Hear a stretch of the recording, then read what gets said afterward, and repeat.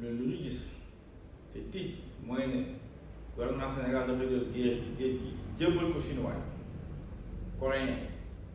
yi Russie ñoom ak Union européenne évidemment ñoom ñooy jël géej gi ñooy andi seen bateau yu rëy a rëy ak seen filet yoo xam ne lépp la ñuy jël fu ñu jaar doo ko gisati jël doomu jën sax doo ko fa gisati donc situation bi noonu la demee alors day mel ni ne